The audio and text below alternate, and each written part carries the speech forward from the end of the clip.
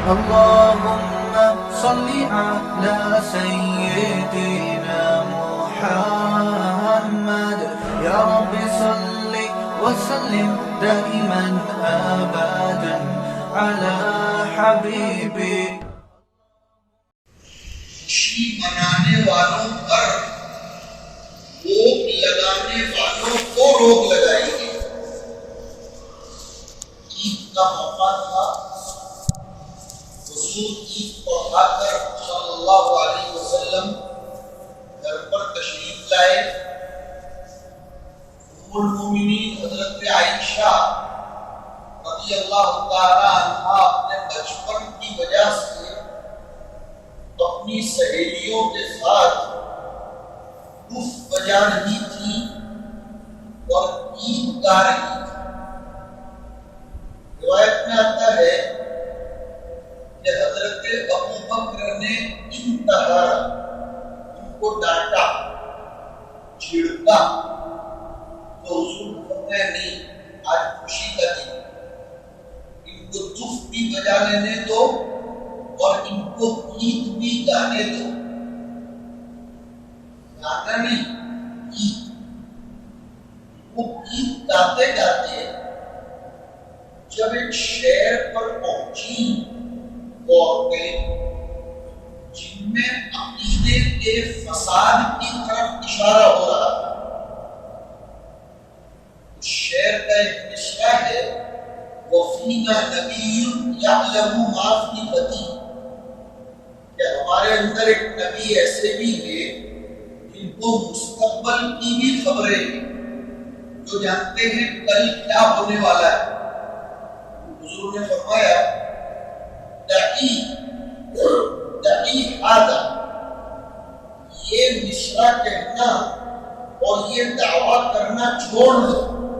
وَقُولِي بِالَّذِي كُنتِ تَقُولِينَ، اور وہ جو پہلے تم گیت گا رہی تھی وہ جاری رکھو، کوئی حرج کی بات نہیں. حضور اکرم صلی اللہ علیہ وسلم ایک مرتبہ سفر سے واپس تشریف لائے. حضرت فاطمہ الزہرا رضی اللہ تعالی عنہا نے اپنے دونوں بیٹوں کو کچھ زیورات پہنا دیے. حضور نے ان زیورات پر ناراضگی کا اظہار تو فرمایا، لیکن جواز کی حد میں رہ کر ایک صحابی کو بازار بھیج کر دوسرے زیورات منگوائے اور حضرات حسنین کے ہاتھ میں پہنوائے. امالہ کر دیا، ازالہ نہیں کیا. یعنی خوشی منانے پر بریک نہیں لگائی، شریعت کا دائرہ بتایا. پتا چلا کہ شریعت میں خوشی منانے کی تلقین ہے، تاکید ہے. حضرت عبد الرحمن ابن عوف رضی اللہ تعالیٰ عنہ نے حضور کے ٹیم میں لائے بغیر نکاح کر لیا تھا. موقع آ گیا، بات چل پڑی، رشتہ ہو گیا اور فوری طور پر نکاح ہو گیا. حضور کو بعد میں پتا چلا تو حضور نے دریافت فرمایا اور اس کے بعد خوشی منانے کا حکم دیا کہ قول ولو بشاد، کہ تمہاری جس قدر استطاعت ہو اس قدر ولیمہ کرو، خوشی مناؤ، پارٹی کرو، دعوت کرو. پتہ چلا اسلام جمع ہو کر کھانے سے کھلانے سے منع نہیں کرتا، لیکن اس کی حدود متعین ہے. وہ ہمیں پابند بناتا ہے کہ تمہاری خوشی بھی ہمارے تابع اور تمہاری غمی بھی ہمارے تابع. ہم تمہیں رونے سے منع نہیں کرتے، رو، خود رو کر بتایا، صبر کا پیکر بلکہ لفظ صبر نے اپنا مفہوم حضور سے سیکھا کہ صبر یعنی کیا ہوتا ہے. لیکن جب حضور کے چھوٹے بیٹے حضرت ابراہیم کا انتقال ہوا تو فاضت عینا، حضور کی آنکھوں سے آنسو کی لڑی بہہ پڑی اور الفاظ بھی نکلے، وَإِنَّا بِفِرَاقِكَ يَا إِبْرَاهِيمُ لَمَحْزُونُونَ، کہ ابراہیم تو میرا ننھا منا بچہ تھا، تو ہمیں چھوڑ کر چلا گیا، ہمارا دل غمزدہ ہے، ہم افسردہ ہیں. حضور روئے، آپ کی ایک نواسی کو گود میں لیا اور آپ کی گود میں اس نواسی نے دم توڑ دیا. حضور صاحب و قطار رونے لگے تو ایک صحابی نے دریافت فرمایا، اللہ کے رسول یہ کیا ہو رہا ہے؟ آپ کو رو رہے ہیں صبر کا پہاڑ بن کر، ہمت کا جبل بن کر اور عظمت کا آپ زبردست پہاڑ ہیں اور آپ کی آنکھوں میں آنسو ہیں. حضور نے فرمایا انما رحمت یزعها اللہ فی قلوب عبادہ من یشاء، کہ یہ رونا آنا یہ بھی رحمت ہے. اللہ اپنے بندوں میں سے جس کے دل میں چاہتا ہے اس رحمت کو ودیعت فرماتا ہے. تو رونے پر پابندی نہیں لگائی، نہیں، حضور نے پیار محبت اس پر بھی پابندی نہیں لگائی. روایتوں میں آتا ہے کہ حضور جب سفر میں تشریف لے جاتے تھے تو سب سے اخیر میں اپنی بٹیا سیدہ فاطمہ کی ملاقات کرتے تھے، اور جب سفر سے واپس تشریف لاتے تھے تو سب سے پہلے اپنی بٹیا حضرت فاطمہ کی ملاقات کرتے تھے. پتہ چلا اولاد سے محبت کرنا، اولاد سے جی بھر کر دل لگانا منع نہیں. شریعت یہ نہیں سکھاتی کہ سب کچھ محبتوں کو تج دو، بالائے طاق رکھ دو، اولاد کو اولاد مت سمجھو اور کلی طور پر دین کے تقاضوں پر اتر پڑو. شریعت نے کبھی یہ نہیں سکھایا. جاہل لوگ ہوتے ہیں جنہیں شریعت معلوم نہیں ہوتی تو وہ دھڑلے سے کچھ بھی بولتے رہتے ہیں، جن کی نظریں شریعت کے حدود پر نہیں ہوتی ہیں. اس لیے شریعت کو جاہلوں سے نہیں سمجھا جاتا، علماء سے سمجھا جاتا. مبارکبادی کے قابل ہیں وہ لوگ جو وقتاً فوقتاً علماء کو مدعو کر کے شریعت سمجھنے کی کوشش کرتے ہیں. اس لیے کہ علماء صرف ہتھیلی پر چاند نہیں دکھاتے، وہ رات کو رات بولیں گے، دن کو دن بولیں گے اور حقائق کو حقائق بولیں گے اور حق کو حق کی حد تک رکھیں گے. علماء کا کمال ہوتا ہے. تو یہ شریعت ہے، شریعت کو ہمیں فالو کرنا ہے اور شریعت ہماری طبیعت کی، ہمارے تقاضوں کی پوری رعایت کرتی ہے اور بدلتے ہوئے زمانے میں جو تقاضے بدلتے ہیں ان تقاضوں کی بھی شریعت مکمل رعایت کرتے ہوئے ہمیں بہترین خوش عیشی والی اور طیب زندگی گزارنے کو کہتی ہے. شریعت نے منع نہیں کیا کہ ٹھنڈا پانی مت پیو، لطف اندوز ہو. شریعت نے کہا اپنی فیملی کو لے کر ہل اسٹیشن پر بھی جاؤ. حضور نے اپنی فیملی کو چھٹیاں منانے کے لیے ساتھ میں لے کر جانے کو ایک الگ سواری کا انتظام فرمایا تھا. عائشہ فرماتی ہے، روایت میں آتا ہے ایک صحابی نے حضرت عائشہ سے پوچھا حضور کبھی کبھی ہل اسٹیشن پر پہاڑوں پر تشریف لے جاتے تھے، طلاع کا لفظ آیا، عربی میں طلعہ کہتے ہیں اونچے پہاڑ کو. حضور کبھی جاتے تھے، حضرت عائشہ نے فرمایا کہ وہ فلاں سواری ہے، حضور اس کو تیار رکھتے تھے اور ہم لوگوں کو سب کو ساتھ میں لے کر چلتے تھے. حضور ایکسرسائز بھی کرتے تھے. جیم میں بھی جاتے تھے اور اماں عائشہ کو بھی جیم کرواتے تھے. کمپٹیشن ہوتا. شریعت کو مولویوں سے سمجھنا پڑے گا. میں دیکھ رہا ہوں آپ لوگوں کے چہرے کہ آپ یہ سوچ رہے ہو یہ مولوی کیسا بیان کر رہا ہے. یہی تو ہے نا بات جو علماء سے سیکھنے کو ملتی ہے.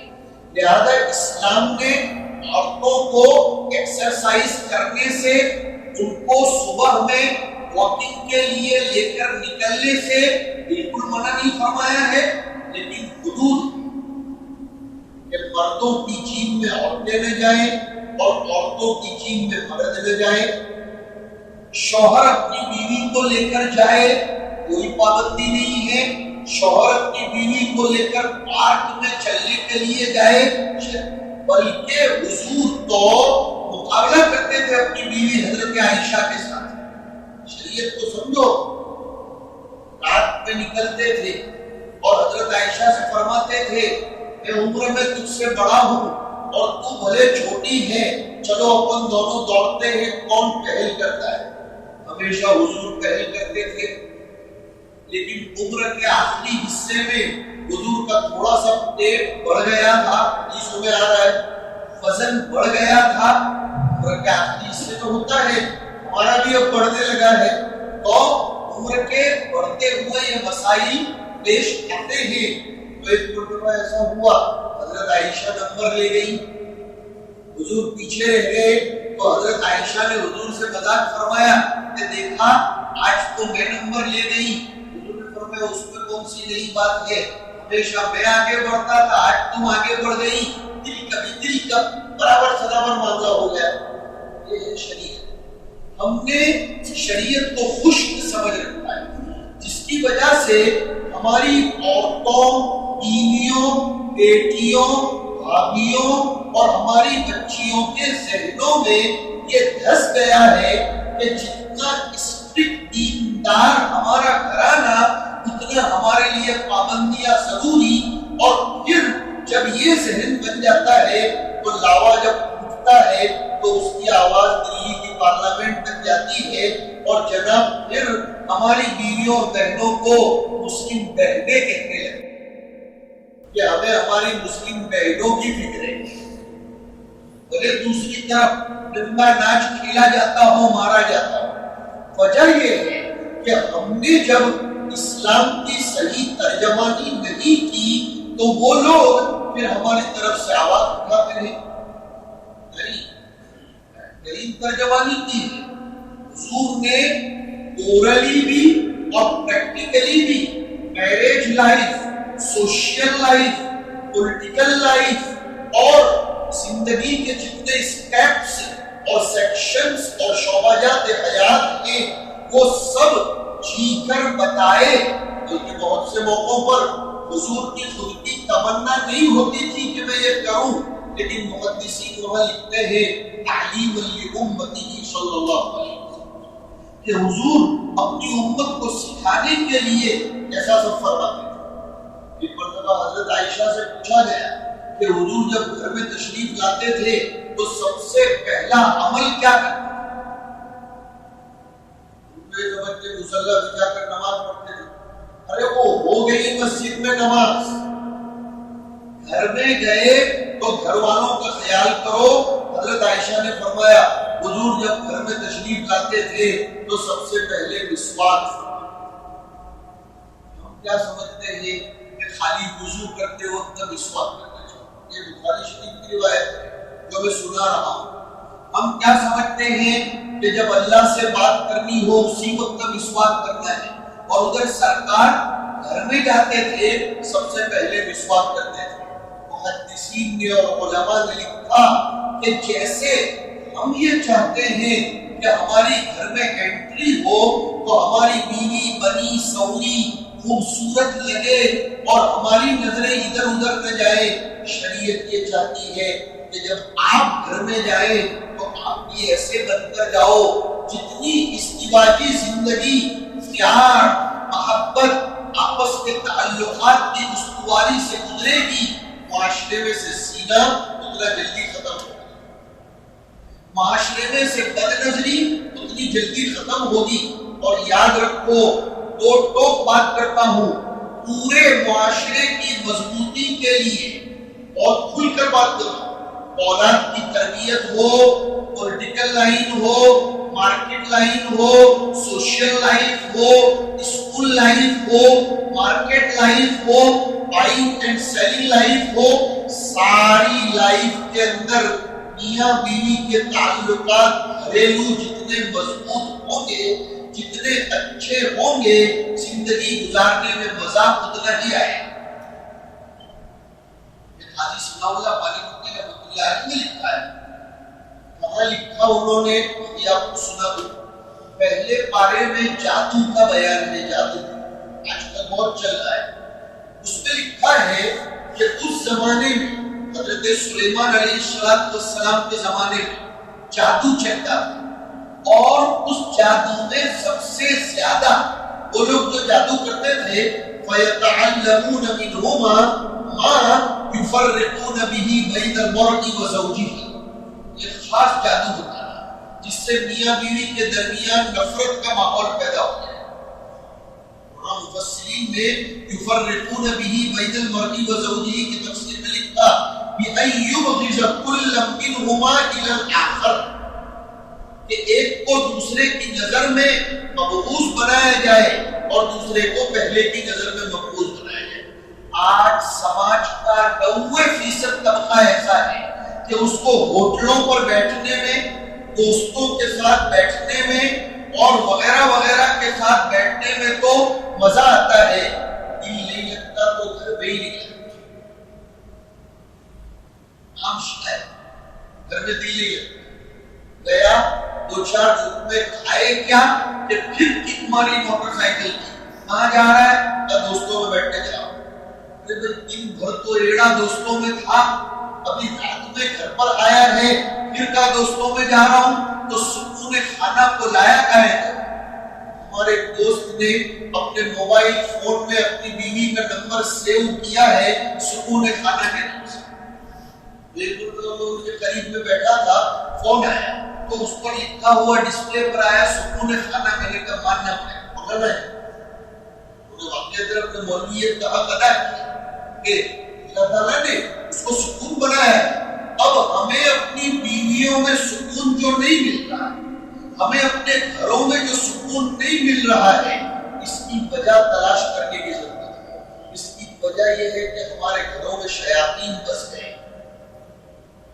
یہ بھی قرآن سے ثابت کر رہا ہوں، وَقُلْ لِعِبَادِي يَقُولُ الَّتِي هِيَ أَحْسَنُ إِنَّ الشَّيْطَانَ يَنزَغُ بَيْنَهُمْ. شیطان یہ ایک دوسرے کے درمیان جدائی پیدا کرتا ہے اور ایک دوسرے کی نظر میں ایک دوسرے کو مبغوض بناتا ہے. بیوی بھی شوہر آیا کہتے ہیں کہاں مصیبت آ گئی ہے، نہیں تھا تو اچھا تھا، یہ کہیں چلا جائے تو اچھا ہو. اور ادھر یہ جناب بھی انتظار کرتے ہیں کہ کب ویکیشن آئے اور کب یہ بیٹھے جائے. اور ہمارے جو بڑی عمر کے لوگ ہیں ان سے پوچھو، میرے جیسے کو پوچھو اور آپ کو پوچھو کہ اپنے دادا دادی کا حال یہ تھا کہ دادی اگر پانی کی موٹر چالو کرنے کے لیے بھی باہر نکلتی تھی تو 2 منٹ کے لیے بھی دادا پریشان ہوتے تھے، کہتے تھے دادی کہاں گئی، بلانا دادا کیا کام ہے، کام ہونا تو ضروری تھوڑا ہے. وہ ایک محبت کا ماحول تھا جو ایک دوسرے کو ایک دوسرے کے قریب رکھتا تھا اور ایک دوسرے کے بغیر چین نہیں پڑتا تھا. اس کی وجہ سے زنا سماج میں نہیں تھا، اور زنا نہیں تھا، بد نظری نہیں تھی، اس لیے سماج پرامن، معاشرہ بابرکت، معاشرہ شانتی والا اور زندگی جینے کا مزہ. آدمی گھر میں سے نکلتا نہیں، اس کو گھر کے کھانے میں لطف ملتا تھا اور وہ اپنی بیوی کو شاباشی دیتا تھا. لیکن آج ہم سب کا حال کیسا گندا ہے معلوم ہے. گندا بول رہا ہوں کہ اگر کسی ہوٹل پر کھاتے ہیں تو GST کے ساتھ بل بھی دیتے ہیں اور ویٹر کو ٹپ بھی دیتے ہیں. انا للہ و انا الیہ راجعون. کبھی تیری بیوی کو تم نے ٹپ دی؟ شرمانے کی ضرورت. کبھی تم نے اپنی بیوی کو یہ کہا کہ میں نے آج کا کھانا بہت انجوائے فل ہو کر کھایا؟ وہاں تو ویٹر کے سامنے کھڑے ہو کر تعریف کرتے تھکتے نہیں، صاحب کیا کھانا تھا آپ کا اور کیا زوردار کھانا پکایا، پیسے بھی دے رہا ہے، بیوقوف بھی بن رہا ہے، اور ادھر وہ بیچاری اپنا پورا جان اور پورا جسم پورا دماغ لگا کر تیرے لیے شاندار کھانا پکاتی ہے، لیکن کبھی تو نے اس کو جیب میں سے 100 روپے نکال کر دیے، اپنی بچی کو دیے؟ محبتیں بانٹو، اپنے گھروں میں محبتیں بانٹو، عورتوں میں محبتیں بانٹو۔ یو سی سی کو فیل کرنے کا یہی طریقہ ہے۔ یو سی سی کو فیل کرنے کا طریقہ خالی دستخط کر کے چھوٹ جانا نہیں ہے۔ یو سی سی کو ناکام بنانے کا طریقہ کلیکٹر کو میمورنڈم پیش کر کے گھر پر آ کر بیٹھنا نہیں ہے۔ عمل کا مقابلہ عمل سے کیا جاتا ہے، عمل کا مقابلہ دستخطوں سے نہیں کیا جاتا۔ اگر وہ عمل کر رہے ہیں، وہ پریکٹیکل لائف میں آ کر ہماری شریعت کو منسوخ کرنے کے در پہ ہیں، تو ہم شریعت پر اتنی مضبوطی سے جمیں گے اور کہیں گے تم لاگو تو تب کرو گے جب ہم ہمارے ٹیسٹ تمہارے ٹیبل پر لائیں گے، جب ہم ہمارے ٹیسٹ تمہارے ٹیبل پر ہی نہیں لائیں گے، ہم موقع ہی نہیں آنے دیں گے، ہم اپنی بیویوں کو طلاق دیں گے ہی نہیں، ہم اپنی بیٹیوں پر ظلم کریں گے ہی نہیں، ہم اپنی بہوؤں کو ستائیں گے ہی نہیں، تو پھر تمہارا یو سی سی خالی کاغذات میں پڑا رہے گا اور سڑ جائے گا، پھر اللہ تعالیٰ دوسری حکومت کو لا کر اس کو ختم کر دے گا۔ یہ ہے ہمارا چیلنج، یہ ہمارا چیلنج ہے، لیکن ہمارے پاس وہ چیز نہیں ہے۔ ہمارا حل کیسا ہو گیا معلوم ہے؟ ایک بہت آسان مثال حضرت مفتی عبدالرحیم صاحب لاجپوری رحمۃ اللہ علیہ نے لکھی ہے۔ سب میرے بھائی دھیان سے سنو، اندر کے درد کے ساتھ بول رہا ہوں۔ آج کل ہم لوگوں نے قنوت نازلہ پڑھنا شروع کیا، پتہ نہیں یہاں ہوتی ہے، بہت سی جگہوں پر شروع ہو گیا، لگ رہا ہے یہاں نہیں ہوتی اس لیے کہ ائمہ خاموش بیٹھے ہوئے ہیں، نہ ہاں بول رہے ہیں نہ بول رہے ہیں۔ بہت سی جگہوں پر قنوت نازلہ شروع ہو گئی، بہت اچھا بھائی، شروع کرو۔ مفتیان کرام نے اس کا اعلان بھی دیا ہے، نہیں معلوم کہ یہاں تک وہ اعلان کیوں نہیں پہنچا، یا تو یہاں کے ذمہ دار ایک دم صوفی قسم کے لوگ ہیں کہ جو کبھی واٹس ایپ کھولتے ہی نہیں، اور ایسا گمان تو شاید میں ہی غلط کر رہا ہوں، لیکن اعلان آیا مفتیان کرام کی طرف سے all over the Hindustan, Darul Uloom اور بڑے بڑے مفتیوں کی طرف سے، جو ہم اپنے اللہ سے آگے چلو ٹھیک ہے، قنوت نازلہ پڑھ رہے فجر میں، ہم سمجھتے ہو گئے قنوت نازلہ پڑھ لی، ہم نے حق ادا کر، لیکن قنوت نازلہ پڑھنے کے بعد جہاں باہر نکلے جیسے تھے، کاروبار میں جھوٹ، کاروبار میں سود، کاروبار میں ایک دم بے ایمانی اور نہ جانے کس کس قسم کی بناوٹ۔ تو اس کی مثال مفتی عبدالرحیم صاحب لاجپوری رحمۃ اللہ علیہ نے شاندار کہ اگر ایک ٹنکی میں چوہا گر گیا، دھیان سے سمجھو مثال، ایک ٹنکی میں چوہا گر گیا تو پانی تو ناپاک ہو گیا، اب رسیاں اور بالٹیاں ڈال ڈال کر آپ پورا پانی باہر نکال رہے ہو، لیکن چوہا تو اندر ہی اندر ہے، ٹنکی پاک ہوگی؟ جواب دو۔ ارے اپریشور والوں اتنا مسئلہ تو جانتے ہی ہو کہ اگر ایک ٹنکی میں چوہا گر گیا یا بلی گر گئی یا کوئی جانور گر گیا مر گیا، آپ پوری ٹنکی خالی کرو گے لیکن چوہے کو اندر ہی رہنے دو گے اور وہاں بیٹھ کر سورہ یاسین بھی پڑھ لو گے، سورہ بقرہ بھی پڑھ لو گے، اور اللہ جانے کتنا کتنا وہ پاک ہوگا؟ وہ پاک نہیں ہوا۔ اصل جس کی وجہ سے گڑبڑ ہوئی ہے وہ تو تم نے نکالا نہیں ہے۔ ہمارا حال یہی ہے کہ ہم قنوت نازلہ بھی پڑھتے ہیں، صدقے بھی دیتے ہیں، استغفار کے اوراد و وظائف بھی کرتے ہیں، ختم خواجہ بھی کرتے ہیں، چلہ بھی دیتے ہیں، مسجدوں میں چندے بھی دیتے ہیں، لیکن اندر کا چوہا نہیں نکال رہے۔ وہ جو اندر حسد، کینہ، بغض، مال کی محبت اور ظلم اور حلال اور حرام کی پرواہ نہ ہونا، ایک دوسرے کے خلاف گانے کھینچنا اور ایک دوسرے کے ساتھ الفت پیدا نہ ہونا، یہ سب ایک نہیں ادھر تو ٹنکی میں ایک چوہا پڑا ہے، ادھر تو کتنے چوہے پڑے ہیں، اللہ ہی بہتر ہے۔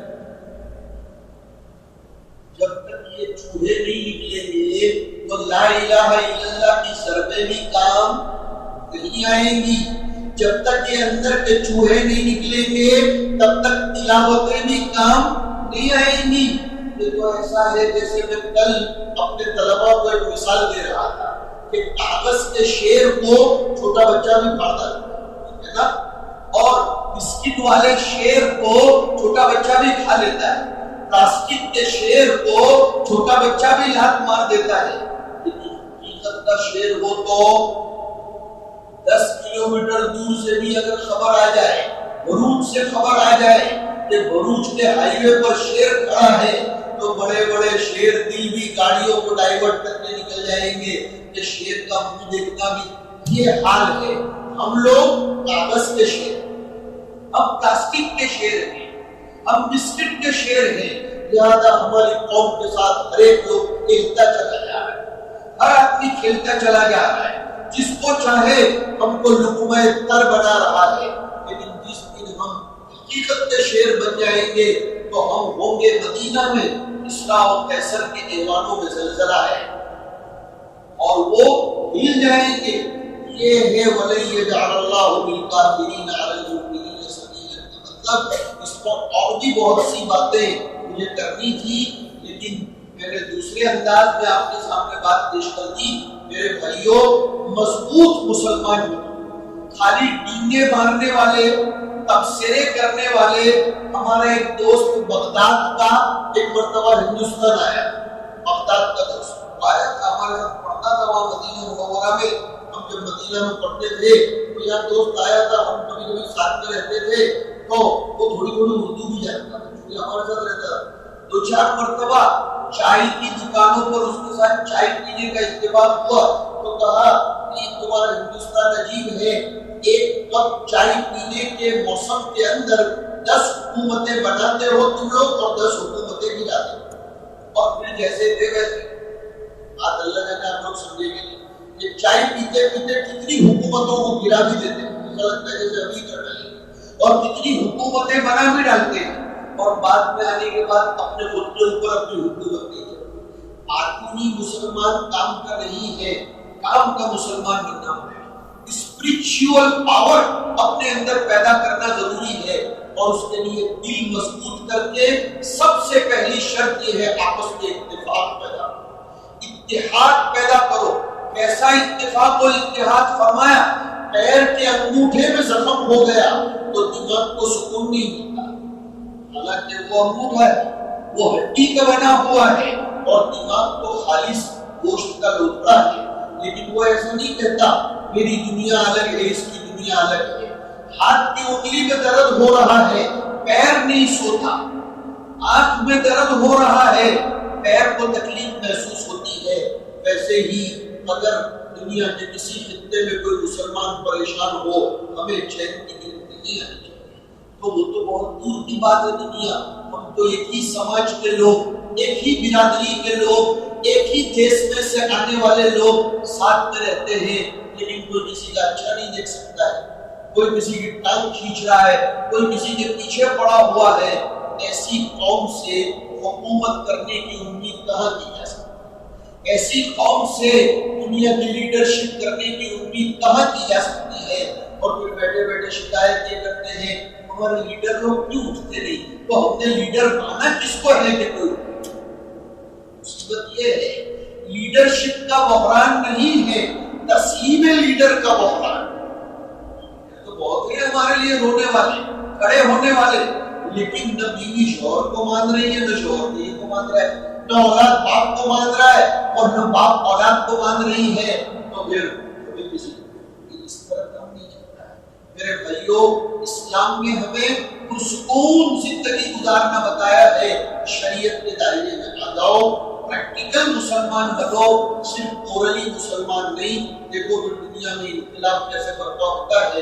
اللہ سبحانہ و تعالی ہمیں شریعت کو کما حقہ سمجھنے کی توفیق نصیب فرمائے۔